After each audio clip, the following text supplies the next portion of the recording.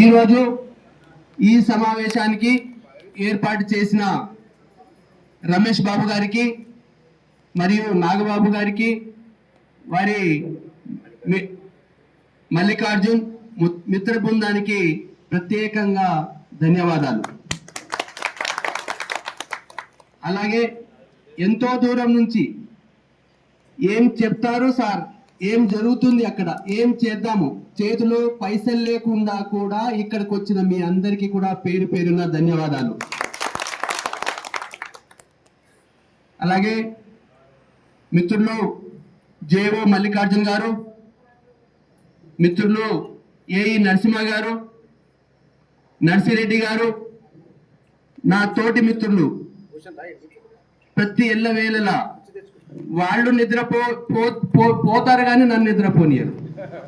అలా రాఘవారెడ్డి, రాజు గారు, కృష్ణారావు గారు, కోటేశ్వరరావు గారు, ఆయన డ్యూటీ చేస్తాడో లేదో తెలియదు కానీ నా డ్యూటీ మాత్రం బాగా చేస్తాడు. తర్వాత బత్తుల సత్యనారాయణ గారు, నాగయ్య గారు, మా జాన్ వెస్లీ తమ్ముడు. ఎందుకంటే మేము ఏ వేళలో కలిసామో తెలియదు. నాకొక 2 నిమిషాలు టైం ఇచ్చి ఫస్ట్ ఈ మంగిలాల్ సారే కదా, ఈయన ఏం చేస్తాడు, పెద్ద పెద్ద 1104 సాయిబాబా చేయలేదు, శ్రీధర్ చేయలేదు, జాన్సన్ చేయలేదు, రత్నాకర్ చేయలేదు, శివాజీ చేయలేదు, ఈయనేంటే ఈయన చేస్తాడా?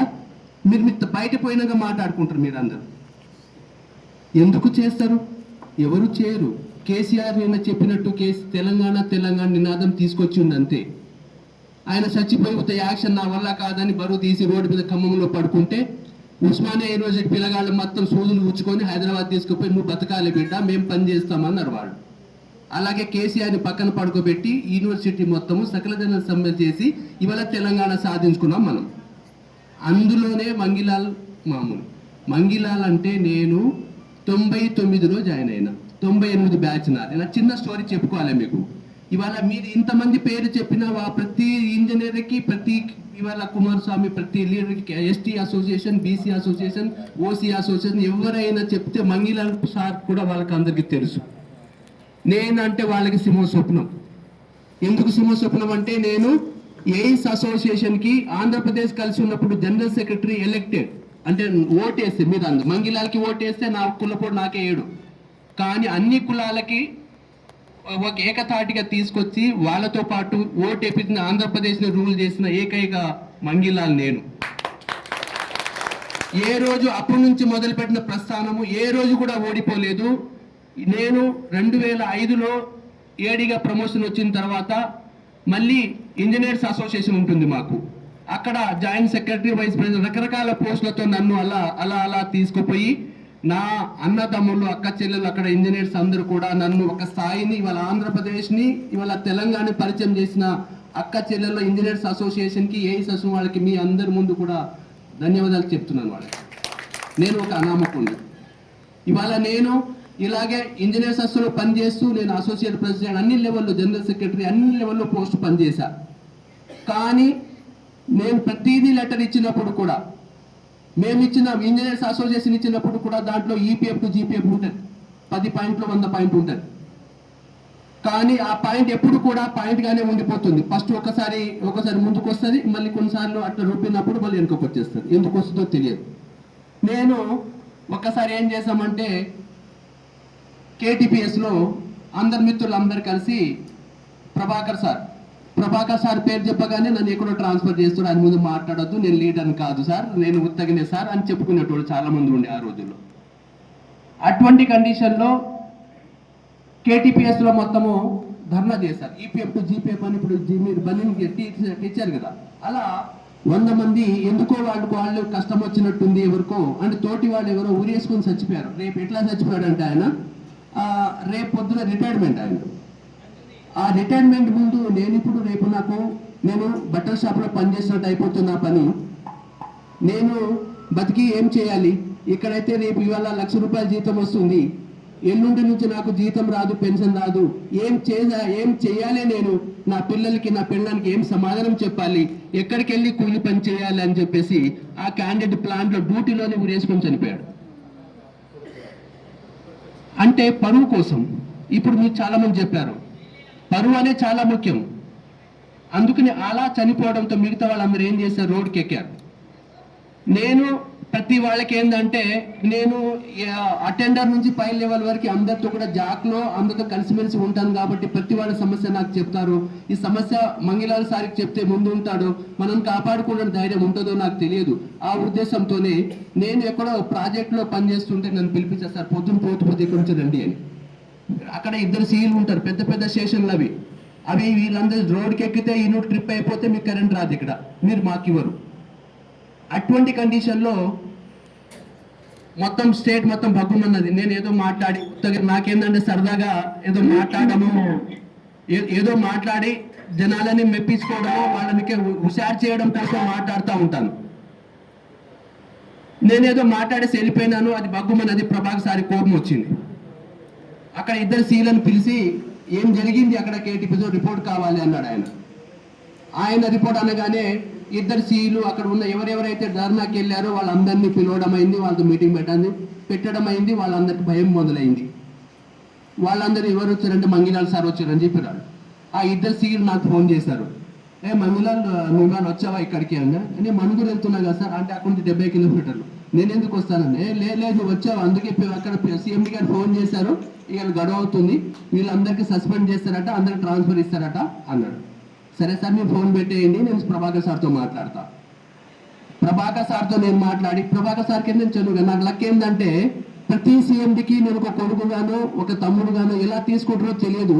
నేను ఇంజనీర్స్ అసలు చేసిన వెదిగిన విధానంలో నన్ను ప్రతిదీ గౌరవించి నేను తీసుకెళ్ళిన ప్రతి పనిని వాళ్ళు చేసేవాళ్ళు. ఆ చదువుతో నేను సార్ మేము కావాల్సి చేయలేదు, మా విషయం మీ దృష్టికి రావాలని ఇట్లా చేశాం సార్, ఏం అనుకోవద్దు మీరు అని చెప్పేసి ప్రభాకర్ సార్ అంటే నా దృష్టికి తెలియదా, మీరు ఎన్నిసార్లు రాసేవారు లెటర్లో అన్నాడు. సార్ మాది లెటర్లోనే ఉండిపోయింది కానీ మీ మనసులో మైండ్లో పడలేదు సార్, అది పడడం కోసమే మేము చేసిన పనే తప్ప మేము కావాల్సి తప్పు చేయలేదు, కావాల్సి ఇక్కడ రోడ్ ఎక్కలేదు, మీకు నోటీస్ ఇవ్వలేని పరిస్థితి మాది, మాకు ఒక యూనియన్ అసోసియేషన్ ఏమి లేదు సార్ అని చెప్పారు. మీరు ఓకే అంటే మీరు అందరూ తీసుకొని హైదరాబాద్ వస్తా సార్ అని చెప్పారు. హైదరాబాద్ వెళ్దామని చెప్పేసి అందరు చెప్పిన ప్రభాకర్ సార్ రమ్మన్నాడు, హైదరాబాద్ రమ్మన్నాడు, పోదామని చెప్పినాడు. పోదామని చెప్పి అందరు రాత్రి ఎవరి కారు వాళ్ళు చదువుకొని పోయినాం. కానీ పోయే ముందు ఒకటే చెప్పిన, అక్కడ కుమారస్వామి బీసీ అసోసియేషన్, నెహ్రూ తెలంగాణ విద్యుత్ ఇంజనీర్స్ అసోసియేషన్ అని ఇద్దరు ఉన్నారు. వాళ్ళిద్దరికి ఒకటే ఏం చెప్పిన, ఇలా మంది వాళ్ళు కూడా ఈపీఎఫ్ క్యాండిడేట్సే వాళ్ళు కూడా. ఇలా సీఎండీ గారితో మాట్లాడడం అయింది, అందరిని పొద్దున రమ్మన్నాడు. కానీ ఆయన ఆఫీసులో మాత్రం వద్దు, ఎందుకంటే ప్రతి ఆఫీసర్ సీట్లో కూర్చున్నప్పుడు తిరిగి సీట్ తప్పితే కొంచెం ఆలోచిస్తాడు, నేను ఎక్కడున్నాను ఏంటి అని తిరిగి చూసుకుంటారు. అందుకే నేను ఆఫీసులో వద్దు అని చెప్పినాను. చిన్న మినీ కాన్ఫరెన్స్ హాల్ ఉంది, అక్కడ పెట్టండి అని చెప్పినాం. అక్కడికి వెళ్ళిన తర్వాత ఆయనను ఇక్కడ లోపలికి వెళ్ళమండి అని అన్నాడు. సో లోపలికి వెళ్ళినాం. లోపలికి వెళ్ళి సార్ నమస్తే అంటే నమస్తే అని ఆయనతో మాటలు పెట్టి, సార్ మా అందరి ముందు మీరు నిలబడడం మంచిది కాదు సార్, కొంచెం ఇక్కడ కాన్ఫరెన్స్ హాల్ ఉంది అక్కడికి వెళ్దాం సార్ అన్నాడు. చెప్పావా సెంటిమెంట్ పద అని అక్కడ తీసుకెళ్ళాడు. అదే లైన్లో ఆయన ముందు నడుచుకుంటూ లోపలికి కాన్ఫరెన్స్ హాల్ తీసుకెళ్ళాడు. అక్కడ కూర్చున్న తర్వాత అసలు ఈపీఎఫ్ జీపీఎఫ్ కాకుండా చేసిందే ప్రభాకర్ సార్. ఆయన అక్కడ చెప్పాడు అసలు దీనికి కారణం నేనే, అందరినీ భయభ్రాంతులు చేస్తున్నాడు లోపల. వీళ్ళు భయపడిపోతున్నారు, ఇంకా మాకేమైతుందో కదా, మంగిలాల్ సార్ అక్కడేదో చేసి మరి ఇక్కడ తీసుకొచ్చిండు, మళ్ళీ ఏం చేస్తారో ఏందో, ఉద్యోగం పోతే ట్రాన్స్ఫర్ ఇస్తారా భయము అని. కానీ ప్రభాకర్ సార్ కళ్ళలో నీళ్ళు తెప్పించినాం, ఆయన కళ్ళు చెమ్మపోయినాయి. ఆయన ఎవరు చాలా కఠినంగా ఉంటుంది, ఎంత మెత్తటి మనసో అంత కఠినంగా ఉంటాడు, మంచి మనిషి ఆయన. ఆయన విన్న తర్వాత సార్ ఈపీఎఫ్కి జీపీఎఫ్కి తేడా మీకు తెలుసు, నేను ట్రైపార్టీ అగ్రిమెంట్లో లేదు కదా అన్నాడు. సార్ ట్రైపార్టీ అగ్రిమెంట్లో మీరు లేదు సార్, మీ సంతకం లేదు అని ధైర్యంగా చెప్పినా నేను. ఎందుకంటే ఆ రోజు నేను జనరల్ సెక్రటరీ, మీ ట్రైపార్టీ అగ్రిమెంట్లో మీ సంతకం పెట్టలేదు, మీ మెంబర్ సెక్రటరీ. మేము ట్రైపార్టీ అగ్రిమెంట్లో ఎవరైనా ట్రైపార్టీ అగ్రిమెంట్ అంటే చాలా మందికి తెలియదు, యూనియన్ లీడర్లు కూడా తెలియదు. ఇప్పుడు మీలాంటి వాళ్ళు సార్ మా జీపీఎఫ్ ఏమైంది సార్ అని ట్రైపార్టీ అగ్రిమెంట్ ప్రకారం రాదా మీకు అనేసారు అనమాట. అంటే మీరు నిజంగా ట్రైపార్టీ అగ్రిమెంట్ అంటే రాదు అంటే ఆ ట్రైపార్టీ అగ్రిమెంట్లో ఏముంది అని చెప్పట్లేదు మీకు. ట్రైపార్టీ అగ్రిమెంట్ అంటే మన కంపెనీలు ఏపీ జెన్కో ఏపీ ట్రాన్స్కోగా విడిపోయినప్పుడు, ఏపీఎస్బి విడిపోయినప్పుడు ఒక యూనియన్, ఒక గవర్నమెంట్ మేనేజ్మెంట్, మన డిపార్ట్మెంట్ మేనేజ్మెంట్, మీరు ముగ్గురు కలిసి సంతకం పెట్టిందే ట్రైపార్టీ అగ్రిమెంట్. దాంట్లో ఏమని రాసి ఉంది అంటే ఏపీఎస్బి రూల్స్ ప్రకారంగా 95 రూల్స్ ప్రకారంగా, పెన్షన్ రూల్ ప్రకారం కానీ, ఎంప్లాయీకి భరోసా కానీ, ఉద్యోగ భరోసా కానీ, జీతాల భరోసా కానీ మొత్తము మాదే అని రాసి పెట్టింది దాంట్లో. కానీ వీళ్ళకి ఈపీఎఫ్ ఇవ్వాలి, వీళ్ళకి జీపీఎఫ్ ఇవ్వకూడదు అని ఎక్కడ రాయలేదు. ఈ విషయం ఏ యూనియన్ నాయకులు సరే ఓపిక లేదు, వాళ్ళు ఇల్లు వాళ్ళు తిరగడం తప్ప. ఎందుకంటే ఫ్రీ సొంత డబ్బులు పెట్టుకొని పెట్టుకొని తిరిగితే బాధ కలుగుతుంది. ఈయన గారు చెప్పినట్టుగా ఎవరో డబ్బులు ఎవరో వాళ్ళు పెట్టిన దాన్ని తిరిగితే ఎంత బాధ, ఎంత దూరమైనా పోవచ్చు. మనకేం పోయింది, వాళ్ళు ఎప్పుడు చదివే ఓపిక లేదు.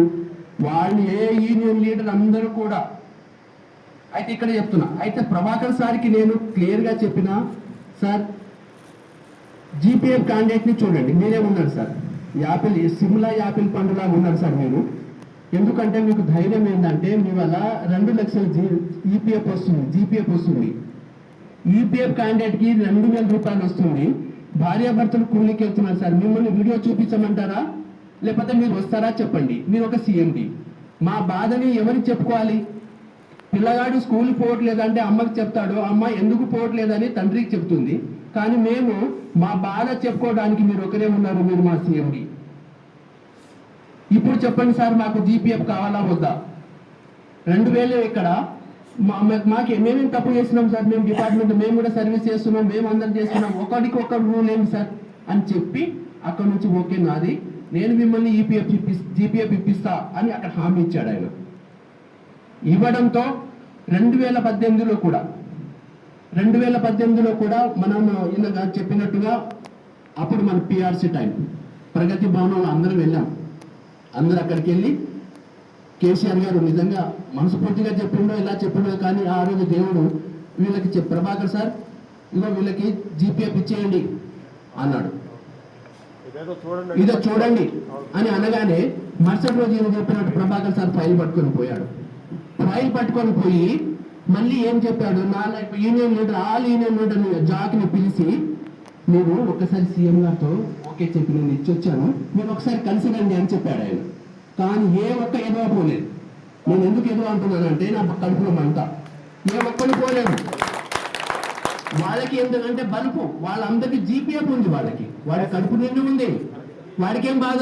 ఇవాళ నాకు కడుపు మండి వస్తున్నాయి ఇక్కడికి, నా కడుపులో బాధ లేదా? మీరు ఎందుకు వచ్చారు ఇక్కడికి? మనకి ఎవరు సహాయత చేయడానికి కూడా ఎవరు లేవు. అంటే ఎస్టీ అసోసియేషన్లో ఈ విలేజ్ వర్కర్స్ కానీ ఇలాంటి ఈపీఎఫ్ క్యాండిడేట్ లేదా? ఎస్సీ ఎస్టీ అసోసియేషన్లో లేదా? బీసీ అసోసియేషన్లో లేదా? 1104లో లేదా? 327లో లేదా? టీఆర్వీ కేసులో లేదా? ఏఐటీసీ సిఐటీసీలో లేదా? వీళ్ళంతా మెంబర్స్, మీరంతా మెంబర్స్ కాదా? అంటే నువ్వు సోకులు, నువ్వు లీడరు, నువ్వు ఫోటో దిగడం కోసము, నీ గొప్పలు చెప్పుకోవడం కోసం మమ్మల్ని వాడుకుంటున్నావే కానీ ఈపీఎఫ్ టు జీపీఎఫ్ చేయండి సార్ అంటే ఎంతసేపు చేయరు? ఇవాళ 27 సంవత్సరాలు అయింది, 99 నుంచి ఇవాళ 27 సంవత్సరాలు అయింది. ఇవాళ ఏ ఒక్కడు నాదుడుగా పట్టించుకోవట్లేదు.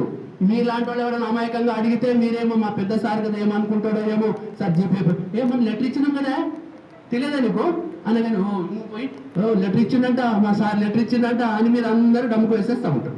అంతవరకే అల్ప సంతోషిగా మిగిలిపోయినమే తప్ప ఇది ముందుకు పోలేదు. ఇది పోవడానికి ఏం కారణం ఏంది? ఇప్పుడు నేను ధైర్యంగా ముందుకు వచ్చానంటే నేను బాధ్యుడిని. నాకు ఇప్పుడు జీపీఎఫ్ క్యాండిడేట్ రూల్ చేస్తున్నాడు, అతను అందరు నాయకత్వం చేస్తున్నాడు అంటే పొరపాటు. ఇక్కడ నేను ఈపీఎఫ్ క్యాండిడేట్ని మిమ్మల్ని మీ ముందుకి యాక్చువల్గా నేను ఒక డీగా ఇవాళ జూన్ 30 తారీఖు నేను రిటైర్ అయిపోయాను. కానీ నేను డీగా ఉన్నప్పుడు భయపడలేదు, ఎప్పుడూ భయపడలేదు. ఇప్పుడు అసలు భయపడా.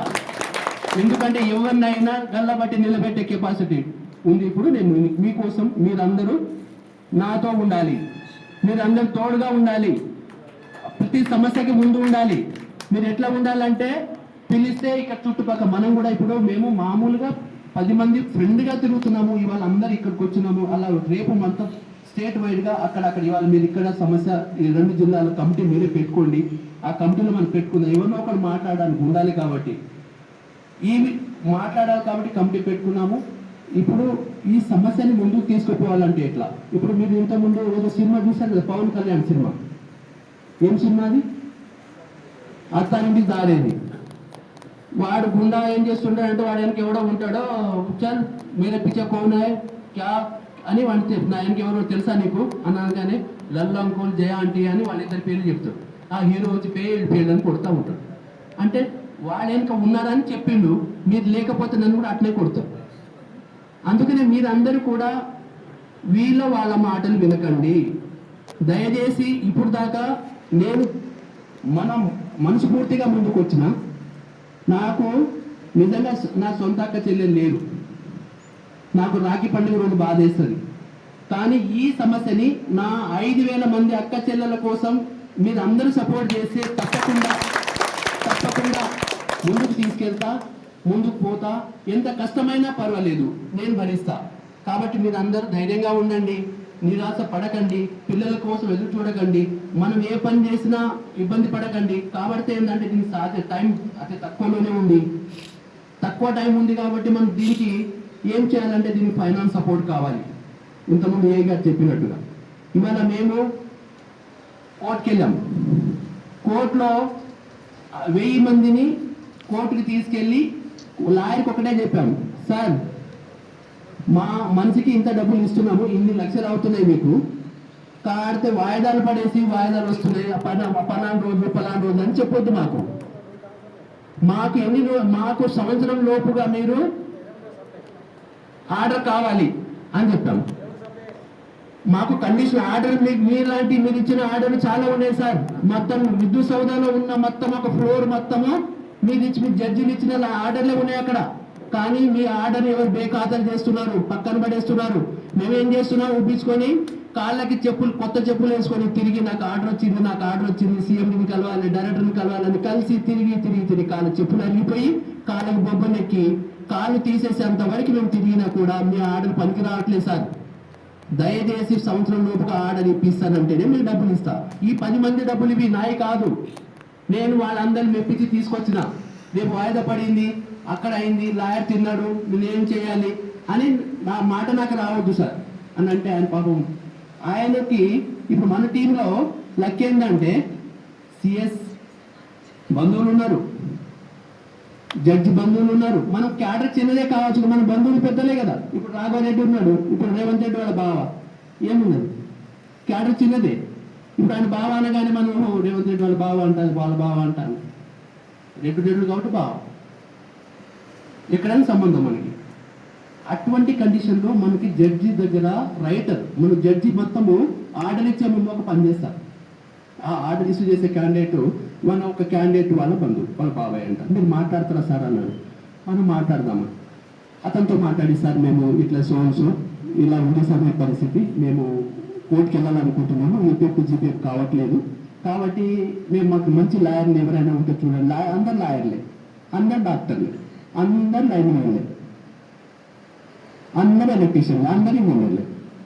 డాక్టర్ ఒక్కళ్ళిద్దరే మంచిగా ఉంటారు, ఇంజనీర్లు కోర్టులు ఇద్దరు మంచిగా ఉంటారు, లైన్ మ్యాన్ కూడా 2-3 మంచిగా ఉంటారు, మిగతాడేమో వేరే వాళ్ళతో చేస్తాం. ఇవన్నీ మనకు తెలిసినాయండి.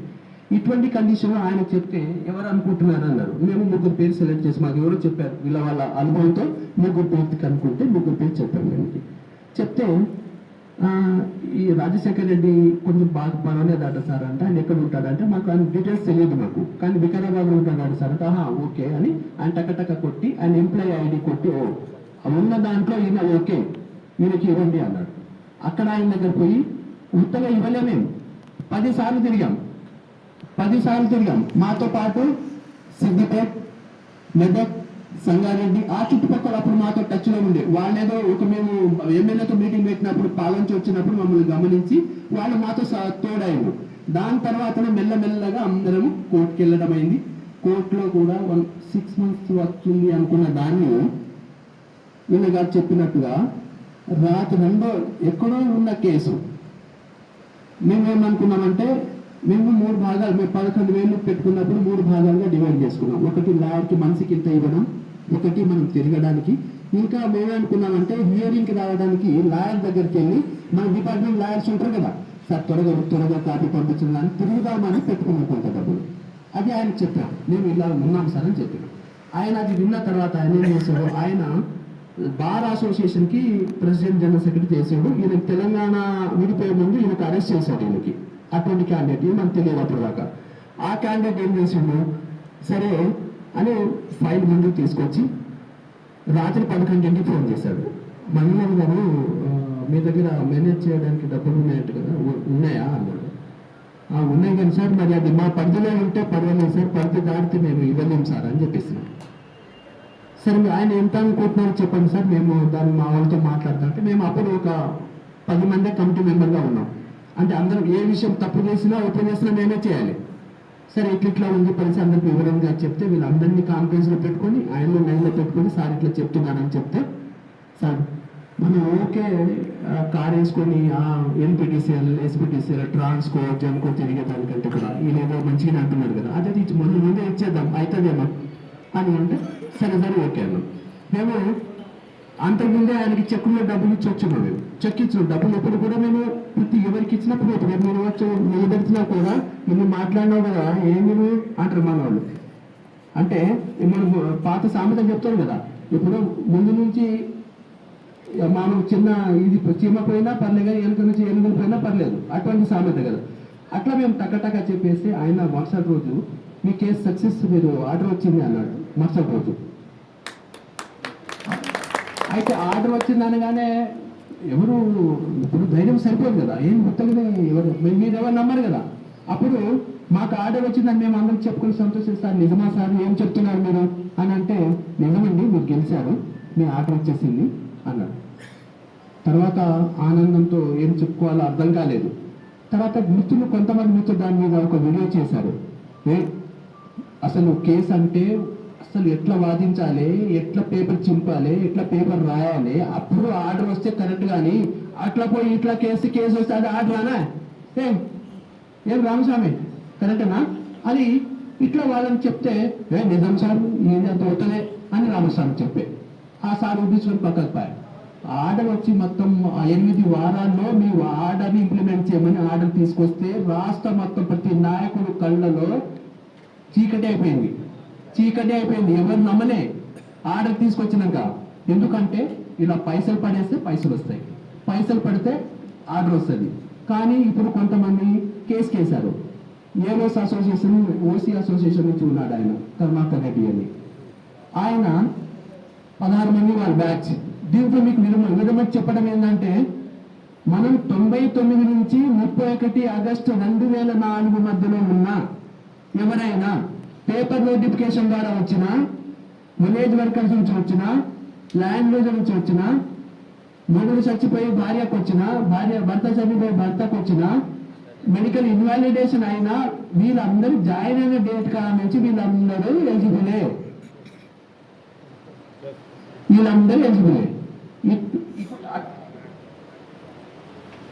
అదే అందుకని ఇప్పుడు మనము ఎలిజిబిలిటీ ఉందా లేదా వీళ్ళు ఏదైనా చేశారు.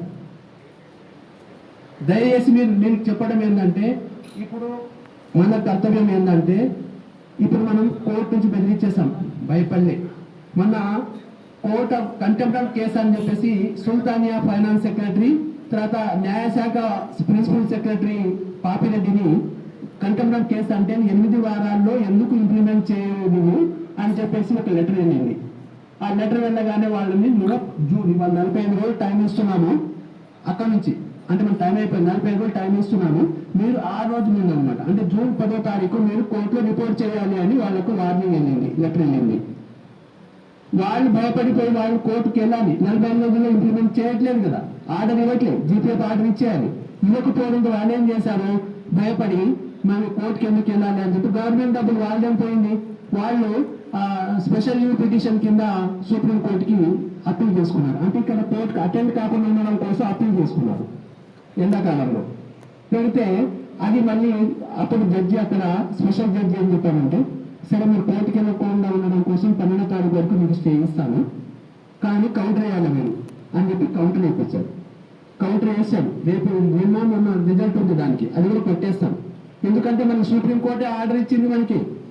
తర్వాత నలుగురు సీఎం ప్రభాకర్ సార్ ఏం చేశాడు 2023లో NPTCL CMD, SPTCL CMD, Transco CMD, Genco CMD, ఈ నలుగురు కలిసి ఆ 4 కంపెనీల డైరెక్టర్లు కలిసి ఒక లెటర్ రాశారు గవర్నమెంట్కి.